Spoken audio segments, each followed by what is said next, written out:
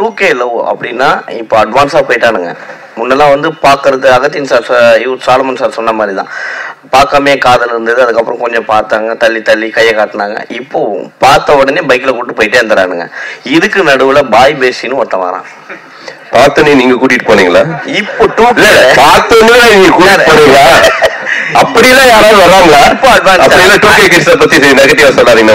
நான் நெகட்டிவா சொல்லல, அடுத்த செகண்டே பிக்கப் ஆயிடுது. அப்படிலாம் வாய்ப்பே இல்ல சார். என்ன சார் பசங்களை பின்னாடி பாருங்க சார், அவனுக்கு பசங்க கும்பிடுறது தெரியும் சார். பின்னாடி நிறைய பேர் இருந்தாங்கன்னா எல்லாருக்கும் தெரியும். கல்யாணமே ஆகல, அட்லீஸ்ட் ஒரு நாளாவது தேவைப்படும் சார். அததான் சார் பார்த்தோடனே கூட்டிட்டு போறாங்கன்னு இல்ல. இதுக்கு நடுவுல பாய் பேசின்னு ஒருத்தன் வரான். அந்த மாதிரியான கான்செப்ட் 2Kல இருக்கும். இல்ல இல்ல இல்ல, அந்த மாதிரி 2Kல இல்ல. இந்த பாய் பெஸ்டி நீங்க சொல்லக்கூடிய சின்ன சின்ன வார்த்தைகள்லாம் அந்த காலத்துல இருந்து இருக்குது. அதுக்கு நம்ம பேர் வைக்காம இருந்தோம். கள்ளக்காதல்னு இருந்துச்சு, ஓகேங்களா? எல்லாத்துக்குமே ஒரு ஒரு பேரை இப்ப வச்சிருக்காங்க, அவ்வளவுதான். எல்லா காலகட்டத்திலயும் எல்லா விதமான உறவுகளும் இருந்திருக்குது. இப்ப அதுக்கு நமக்கு பேர் வச்சு அதுக்கு ஒரு அடையாளப்படுத்தி இப்ப நமக்கு மீடியா பவர்ஃபுல்லா இருக்கிறதுனால இந்த 2K ஜெனரேஷன் பசங்க மட்டும்தான் வந்து ரொம்ப வந்து கெட்டு போன மாதிரியான ஒரு பிம்பத்தை உருவாக்கி இருக்கோம். இன்னொன்னு எல்லா காலம் 80 இருக்கட்டும் 90 இருக்கட்டும், நான் 96 நான்லாம் வந்து டிவி பார்த்தே கெட்டு போறியாடா நம்ம திட்டுவாங்க. படத்தோட ட்ரெய்லர்ல காதலை பத்தி பேசும்போது இப்போ உள்ள ஆட்களுக்கு ஏதோ காமன் தான் முக்கியம் அப்படிங்கிற மாதிரி ஒரு வரி வருது. 2K கிட்ஸ்லாம் அப்படிதான் இருக்காங்களா? என்ன சொல்ல வரீங்க இந்த படத்துல? அப்படி அந்த ட்ரெய்லர்ல வரல. காதல் வர்றதுக்கு முன்னாடி ஒரு ஹியூமனா காமன் தான் ஃபர்ஸ்ட் வரும். அது ஆதாம் ஏவாள் காலத்திலிருந்தே அதுதான். அதுதான் நெகட்டிவ் பிளஸ் பாசிட்டிவ்ங்கிறதே. அதைத்தான் இந்த கதையில சொல்றோம். இந்த உலகம் பார்க்குற மாதிரி எங்களை எதுக்கு வாழ சொல்றீங்க, நாங்க ஃப்ரெண்ட்ஸ் அப்படிங்கிறத அவன் சொல்லுவான். ஹீரோவுடைய டாக்கே வந்து ஒரு இத்தனை வருஷம் அவன் கூட பழகுற எந்த மொமெண்ட்லயுமே அப்படி ஒரு தாட்டே வந்தது கிடையாது. எந்த பொண்ணா இருந்தாலும் காதல், ஒரு பொண்ணு மேல காதல் வர்றதுக்கு முன்னாடி ஒரு கிரஸ் ஒரு காமமோ வந்து அதுக்கு அது வந்து நீங்க கிரஸ்ன்னு சொல்லலாம். அது உண்மையான வார்த்தை, அது காமம் தான். காமத்துக்கு அப்புறம் தான் காதல் வரும், காமத்துக்கு அப்புறம் தான் கல்யாணம் நடக்கும்.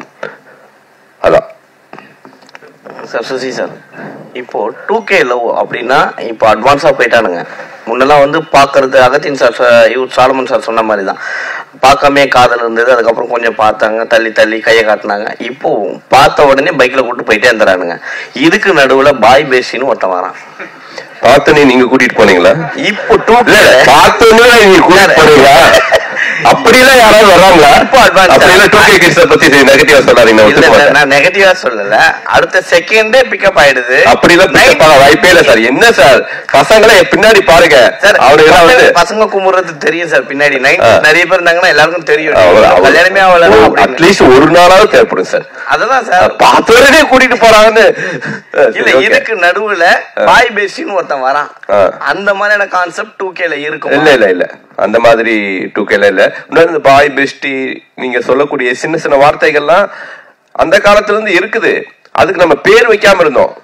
கள்ளக்காதல்னு இருந்துச்சு, ஓகேங்களா? எல்லாத்துக்குமே ஒரு ஒரு பேரை இப்ப வச்சிருக்காங்க, அவ்வளவுதான். எல்லா காலகட்டத்திலயும் எல்லா விதமான உறவுகளும் இருந்திருக்குது. இப்ப அதுக்கு நமக்கு பேர் வச்சு அதுக்கு ஒரு அடையாளப்படுத்தி இப்ப நமக்கு மீடியா பவர்ஃபுல்லா இருக்கிறதுனால இந்த 2K ஜெனரேஷன் பசங்க மட்டும்தான் வந்து ரொம்ப வந்து கெட்டு போன மாதிரியான ஒரு பிம்பத்தை உருவாக்கி இருக்கோம். இன்னொன்னு எல்லா காலம் 80 இருக்கட்டும் 90 இருக்கட்டும், நான் 96 நான்லாம் வந்து டிவி பார்த்தே கெட்டு போறியாடா நம்ம திட்டுவாங்க. ஸோ டிவி பார்க்கறது அவ்வளோ பெரிய குற்றமா இருந்துச்சு. அது மாதிரி இப்போ வந்து மொபைல் பாக்குறானுங்க, மொபைல் பார்த்து கெட்டு போறானுங்க, மொபைல தவிர வேற எதையும் பார்க்க மாட்டேங்கிறானுங்க அப்படின்னு ஒரு குற்றச்சாட்டு இருக்குது. நான் என்ன சொல்றேன்னா, எல்லா காலகட்டத்திலையும் பாசிட்டிவான பக்கங்கள் இருந்துட்டு தான் இருக்குது. பாசிட்டிவாவும் வாழ்ந்துட்டு இருக்காங்க. மொத்த பேரும் நெகட்டிவா வாழ்ந்துட்டு இருக்காங்கன்னு நம்ம வந்து மொத்த பேரே ரவுண்ட் பண்ண வேண்டாம். பாசிட்டிவான விஷயங்களை முடிஞ்ச வரைக்கும் நம்ம இந்த சமுதாயத்துக்கும் இந்த இளைஞர்களுக்கும் சொல்லுவோம் தான் இந்த 2K கிட்ஸ்ல இருக்கக்கூடிய பாசிட்டிவான மனிதர்களை பதிவு பண்ணியிருக்கேன். சார், நீங்க வந்து புதுமுகங்களை வந்து அறிமுகப்படுத்துறதுல ரொம்ப எக்ஸ்பர்ட்டா இருக்கீங்க. ஏன்னா வெண்ணிலா கபடிக்குள்ள அவங்க எல்லாம் வந்துட்டாங்க. ஆனா இன்னொரு பக்கம் பார்க்க போனா பெரிய ஹீரோக்களுடைய டேட் கிடைக்கலையா? ஒருவேளை அவங்க வந்து இந்த மாதிரியான இதெல்லாம் நடிக்க மாட்டேன் அப்படின்னு சொல்றாங்களா? அதனால தான் நீங்க புதுமுகங்களை தேடி இது பண்றீங்களா? இல்ல, நான் வந்து பாயமொழி கதை மட்டும் பாண்டி நாடு ஹிட்டுக்கு அப்புறம் விஷால் ரொம்ப வந்து என்கிட்ட வந்து ரெக்வஸ்ட் பண்ணி கேட்டதுக்காக நான் வந்து பாயமொழி கதை வந்து விஷாலுக்காக எழுதினேன். ஓகேங்களா? அதுக்கப்புறம் நான் பண்ணின இந்த 18 திரைப்படங்களும் ஹீரோ மைண்ட்ல வைக்கவே மாட்டேன். ஃபர்ஸ்ட் கதை எழுதிட்டு தான் அப்புறம் ஹீரோ செலக்ட் பண்ணுவேன். ஸோ கதை எழுதி முடிச்சதுக்கு அப்புறம் இந்த படத்தை வந்து ஒரு கரெக்டான ஒரு யங்ஸ்டர்ஸ் பண்ணாதான் நல்லா இருக்கும். ஏன்னா இது வந்து ஒரு காலேஜ் முடிச்சுட்டு ஒரு அப்பதான் அந்த ஒரு 2K ப்ரீ வெட்டிங் ஏஜென்சி நடத்திட்டு இருக்கக்கூடிய ஒரு பசங்களோட லைஃப். அதனால ஹீரோ இந்த படத்துக்கு செட் ஆக மாட்டா, அப்படி பெரிய ஹீரோக்கள் யாரும் செட் ஆக மாட்டாங்க. ஸோ ஜெயவி ரொம்ப கரெக்டா இருப்பான்னு தோணுச்சு, அதனால பண்ணேன். சார் இப்போ வந்து சோஷியல் மீடியால வந்து கொஸ்டின் கேட்கறவனு தனியா முன்னாடி ஒதுக்கிட்டாரா சதீஷ்? சார் எனக்கு இல்லை சார், நான் இங்கே வரேன் சார். 2K கிட்ஸ் இப்போ வந்து சோஷியல் மீடியா பார்த்தீங்கன்னா 2K கிட்ஸ் 80 கிட்ஸ் 90 கிட்ஸ் சரிங்களா, அவங்க ரெண்டு பேருக்குமே ரெண்டு பேருக்குமே வந்து பெரிய பிரச்சனை போயிட்டு இருக்கு. நீங்க வந்து லவ் பண்றீங்களா, நாங்க லவ் பண்றோமா, யார் ஃபர்ஸ்ட் கல்யாணம் பண்றான்னு சொல்லிட்டு ஒரு விஷயம் போயிட்டு இருக்கு. இப்போ வந்து நீங்க 2K படம் எடுத்திருக்கீங்க. ஸோ 80 கிட்ஸ்க்குலாம் வந்து இது வந்து ஏத்துப்பாங்களா? 80s 90sல ஏத்துக்குவாங்களான்னு கேக்குறீங்களா? நான் அந்த 80s 90sக்கு ஏத்துக்கிற மாதிரி நான் இந்த படத்துல கிளைமேக்ஸ் வச்சிருக்கேன். இந்த படமே 2K கிட்ஸுக்கு பத்தின லைஃப். ஆனா இந்த படம் யாருக்கான படம் அப்படின்னா 80s 90s ஓட பேரண்ட்ஸுக்கான திரைப்படம் இது. அதான் 2K பசங்களுடைய லைஃப், அவங்களுடைய லைஃபை பதிவு பண்ணியிருக்கேன். சார் வணக்கம், நான் ராதா பாண்டியன் சொல்றேன். வணக்கம்ண்ணே சார். இப்போ நிறைய கிரைம் சப்ஜெக்ட், பேய் சப்ஜெக்ட், கொலை வெட்டு குத்துன்றப்ப இந்த கதையை எப்படி நீங்க செலக்ட் பண்ணி சார் டைரக்ட் பண்ண முயற்சி பண்றீங்க? இல்லைண்ணே, நான் உங்களுக்கு தெரியாத ஒன்றும் கிடையாது. நான் ஆக்ஷன் படம் பண்ணிட்டே இருந்தா கூட பேரெல்லாம் இந்த மாதிரியான சினிமாக்கள் பண்ணிடுவேன். வெண்ணிலா கபடி குழு, அதனால் கதை, ஜீவா, ஒரு பிளசண்டான படங்கள் பண்ணிட்டே தான் இருப்பேன். ஸோ அப்படி பிளசண்டான கதைகள் தான் வந்து நமக்கே ஒரு பாசிட்டிவான எனர்ஜியை கொடுக்கும். அதனால இன்னமும் இது மாதிரி பாசிட்டிவான திரைப்படங்கள் பண்றதுக்கு நான் ரெடியா இருக்கேன். நிச்சயமா தொடர்ந்து பண்ணுவேனே. இந்த படத்துல வந்து இப்போதுள்ள பெண்கள் ஆண்கள் பழகிறத பத்தி முக்கியத்துவம் கொடுத்து எடுத்திருக்கீங்களா? ஆமாண்ணே. அது என்ன எப்படி முக்கியத்துவம் கொடுத்து எடுத்திருக்கேன்? ஒரு கதையில சொல்லுங்க.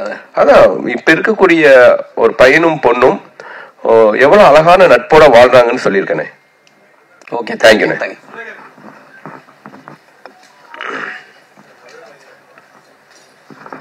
சார், காலேஜஸ்ல ப்ரமோட் பண்ண போறீங்கன்னு சொல்லியிருந்தீங்க. அது ப்ரீ ரிலீஸா பண்ண போறீங்களா, இல்ல ஒவ்வொரு காலேஜுக்கும் தனியா டிக்கெட் வாங்கி அந்த மாதிரி கொடுத்து அந்த மாதிரி பிளான் பண்ணிட்டு? இப்போ வந்து 4 ஃபிலிம்ஸ்ல தான் ஷோ பிளே பண்றேன். ஸோ காலேஜ் ஸ்டூடெண்ட்ஸ் எல்லாரையும் வர வச்சு எல்லாருக்கும் ஷோ போட்டுட்டு அப்புறம் அவங்களுடைய கலந்துரையாடல் மாதிரி பிளான் பண்ணியிருக்கேன். கோயம்புத்தூர்ல காலேஜுக்கு ஆப்போசிட், பிஹெச்சி காலேஜுக்கு ஆப்போசிட்லயே வந்து ஒரு தியேட்டர் இருக்கு. அந்த தியேட்டர்ல கோயம்புத்தூர்ல பிளான் பண்ணியிருக்கோம். ஸோ பிரீமியர் ஷோ, அதாவது பிரிவி தியேட்டர்ஸ் இல்லாத ஓட்கள்ல தியேட்டர்லயே போட்டு காமிச்சு அவங்களோட ஒப்பீனியன் வாங்கிட்டு அதுக்கப்புறம் வந்து அவங்களோட பேசலாம்னு முடிவு பண்ணியிருக்கோம். 2013 வந்து ஆதலால் காதல் செய் ஒரு படம் பண்ணீங்க. அதுவே 2K கிட்ஸ் ஸ்டோரி தான். ஸோ இது எந்த இடத்துல மாற்றமா இருக்கும்? ஏன்னா நிறைய படம் நீங்க லவ் ஸ்டோரியை பண்ணிட்டீங்க. இது எப்படி இருக்கும், புதுசா இருக்கும்? ஆனால் உங்களை தொடர்ந்து கேள்வி கேட்குறவங்க 2K லவ் ஸ்டோரி பற்றி கேளுங்க. ஏன்னா ஒரு 10 நிமிஷத்தில் பேசிட்டு நம்ம எல்லாம் கிளம்பிடலாம். மற்ற கேள்விகள் வேண்டாம். ஒரு 2 ப்ரொடியூசர் கூட்டிட்டு வந்தேன் நான் படம் பண்ணலான்ட்டு. ரைட்டா தனஞ்சயன் சார் பேசுறதுல பதட்டமாயிட்டாரு. ரொம்ப ரிஸ்க் அதிகமா இருக்கும் போல தெரியுது. நான் இப்ப யோசிக்கிறேன், இந்த ப்ரொடியூசரை கூப்பிடாம இருந்திருக்கலாமோ. வெங்கடேஸ்வரன் சார் எந்திரிங்க. சார் தான் எனக்கு என்ன சார் தெரியும், பாசிட்டிவான விஷயங்களை பேசுறதுதான் படமே எடுக்கிறோம். சரி, ஓகே. எனிவே சார் பயப்படாதீங்க, நான் இருக்கேன். Don't worry. ஸோ இந்த படத்தை பொறுத்த வரைக்கும் ஆதலால் காதல் செய் ரொம்ப ஒரு ஹாண்டிங்கான ஒரு கிளைமேக்ஸா இருக்கும். அந்த டயத்துல இந்த 2010 அந்த பசங்க லைஃப்குள்ள இப்படியான ஒரு லைஃப், இப்படியான பிரச்சனைக்குள்ளேயும் மாட்டிக்கிறாங்க. அவங்க பண்ற தப்புனால ஒரு குழந்தை எப்படி அனாதை ஆகுதுங்கிற ஒரு விஷயத்த பதிவு பண்ணேன். பட் இந்த படத்தை பொறுத்த வரைக்கும் இந்த பசங்களுடைய லைஃப் ஸ்டைலுக்குள்ள ஒரு எவ்வளோ பாசிட்டிவா, எவ்வளோ பிளசண்டா இவங்க இருக்கிறாங்க, எவ்வளோ எந்த மாதிரியான பிரச்சனைகள் வந்தாலும் எவ்வளோ வந்து தெளிவா முடிவு எடுக்கிறாங்க அப்படிங்கிறத தான் சொன்னேன். இந்த படம் வந்து ஒரு லவ் ஸ்டோரியாக இருந்தாலும் இந்த படத்துடைய கிளைமேக்ஸ் இந்த படத்தை வந்து ஒரு யூனிக்கான படமா மாத்தும். அதுதான் இந்த படத்துடைய பலம்னு நான் பிலீவ் பண்றேன். அந்த கிளைமேக்ஸை நம்பி தான் எடுத்தேன். கண்டிப்பா படம் பார்த்து எல்லாருமே அந்த கிளைமேக்ஸை பர்டிகுலரா பேசுனது ரொம்ப மகிழ்ச்சி அளிக்குது. இமான் சார் வணக்கம் சார். சொல்லுங்க. அது காதலர் தினம் 14ஆம் தேதி வருது, உங்கள் படமும் ரிலீஸ் ஆகுது. ஸோ ஸ்பெஷலாக இதுக்கு லவர்ஸுங்களுக்கு ஏதாவது மியூசிக் போட்டிருக்கீங்களா? ஏன்னா இப்போ இருக்கவங்க ஸ்பீடாக இருக்காங்க, டக்குன்னு கேட்டு போகிற மாதிரி இருக்குமா, இளையராஜா சார் மாதிரி நிறுத்தி நிதானமாக கேட்குற மாதிரி இருக்குமா? கஷ்டப்பட்டு ஸ்க்ரீன்லாம் பண்ணோம். இந்த கேள்வி என்னங்க நியாயமாங்க? இந்த கேள்விலாம் இப்ப இருக்க ஜெனரேஷன் ஸ்பீடா இருக்குல்ல, அதுக்கேத்த சார் போட்ட நீங்க கேட்க போறாங்க. இல்ல போட்டு காமிச்சமே, நீங்க வெளியில நீங்க சாப்பிட்டுட்டு இருந்தீங்க, அவர் வாயால அந்த மியூசிக்க சொல்லணும்ன்ற நான் கேட்க போறேன். எப்படி நான் மொபைல்ல கேட்டு போறேன். நீங்க அவரு அவரை சாங்க பத்தி அவரே எதுக்கு சொல்லணும்? நீங்க தான் சொல்லணும், நல்லா இருக்கு சார், கிரிப்பா இருக்கு சார் அப்படின்னு நீங்க தான் சொல்லணும். இல்லை சார், நம்ம ஒரு இசையமைக்கும் போது எல்லா வயதினருக்கும் அது போய் சேரணுன்ற ஒரு விஷயம் எப்பவுமே மனசுல எனக்கு இருக்கும் சார். வெறும் இப்போ இருக்கிற நம்ம அந்த கண்டெம்பரரி ஆடியன்ஸுக்கு மட்டும் கேட்டர் பண்ணோம்னா அது காலம் தாண்டி அது நிற்காதுன்ற ஒரு நம்பிக்கை எனக்கு எப்பவுமே அது பேசிக்கலா இருக்கும் சார். ஸோ அதனால என்ன மாதிரி பாடல் பண்ணாலும் இரஸ்பெக்டிவ் ஆஃப் ஜானர், என்ன ஜானர்ல பண்ணாலும் அதுக்குள்ள இருக்க கோர் மெலடி கண்டென்ட் ஸ்ட்ராங்கா வைக்கணுன்றது தான் எப்பவுமே அது பை டிஃபால்ட் இருக்கிறது தான். ஸோ இப்போ நம்ம வெளியே இருக்கிறது உள்ளுக்குள்ள ஒரு சாக்லேட் வச்சுட்டு மேலே வைக்கிற அந்த ரேப்பர் தான். அந்த ரேப்பர் தான் நம்ம டிசைன் மாத்திக்கிறோம் இல்லையா? உள்ள இருக்க சாக்லேட்டோட டேஸ்ட் அது சாக்லேட்டா தான் இனிப்பா இருக்க போகுது. ஸோ அப்படிதான் இசையா நான் பாக்குறேன். நான் உள்ளுக்குள்ள ஜீவன் இருக்கணும், மேல இருக்க ரேப்பர் அந்த கோட்டிங் தான் 2K மாத்திருக்கோம் சார். அவ்வளவுதான்.